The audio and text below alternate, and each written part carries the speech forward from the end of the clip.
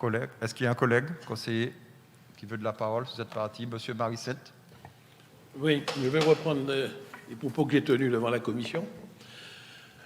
D'abord, le rapporteur a mentionné au moins l'un des points. Il faut une fois de plus déplorer que la compétence apprentissage, qui était pratiquement la première compétence qui avait été transférée aux régions dès 1983, de la première année de création de la région Martinique, l'apprentissage était passé dans son domaine de compétences, mais malheureusement, le gouvernement, celui-là qui est en train de voir son exercice se terminer, a cru bon, en septembre 2018, de voter un texte pour enlever cette compétence de la responsabilité des élus, des régions en général et de la CTM aussi en particulier, pour recentraliser, et cette compétence est actuellement exercée par une institution qui s'appelle France Compétences, dont les dirigeants sont nommés par le gouvernement, où les régions sont simplement au nombre de 2. Évidemment, il y a très peu de chances que la CTM soit parmi les représentants des régions.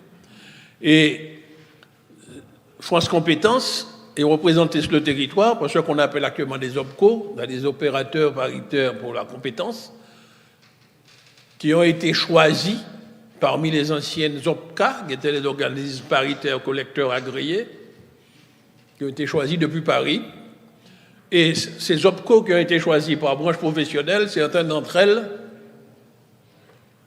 ne respectent pas un véritable paritarisme. C'est-à-dire, beaucoup d'entre elles fonctionnent sur un principe qu'on retrouve d'ailleurs dans le premier décret du CREFOP, qui malheureusement n'a pas été communiqué aux élus, parce que là, on nous parle d'un décret modificatif d'un décret existant, mais il faut savoir que dans le décret existant déjà, il a fallu mener une bataille pour que le paritarisme vrai soit respecté pour les partenaires sociaux, puisqu'il y a le collège des partenaires sociaux. Vous savez qu'il y a une tradition en France, lorsqu'on désigne les partenaires sociaux, on ajoute représentatif au plan national. Ceci a pour effet d'écarter les organisations professionnelles d'employeurs ou les organisations syndicales de salariés qui ne sont pas affiliées à des confédérations françaises.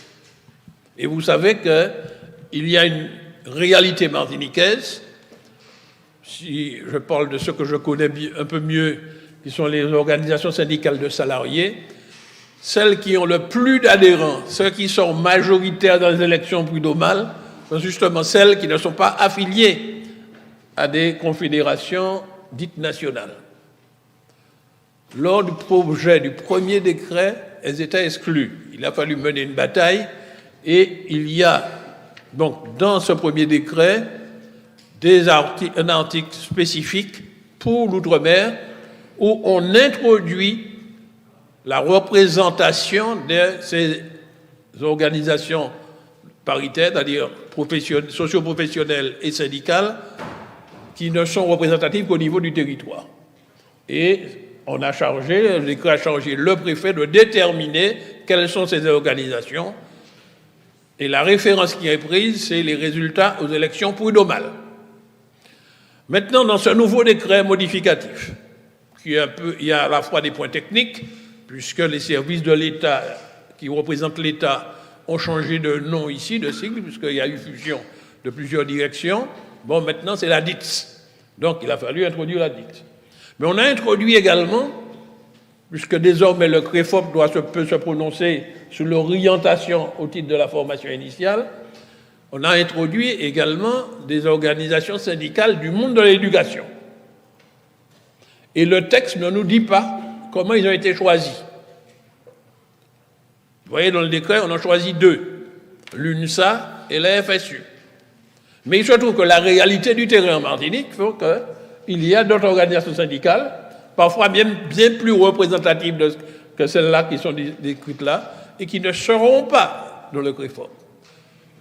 Or, ce comité régional pour l'emploi, la formation professionnelle et l'orientation professionnelle, qui est un comité consultatif, si on veut vraiment que leur avis reflète ce qui se passe sur le terrain, Notre position, c'est qu'on ne doit exclure personne.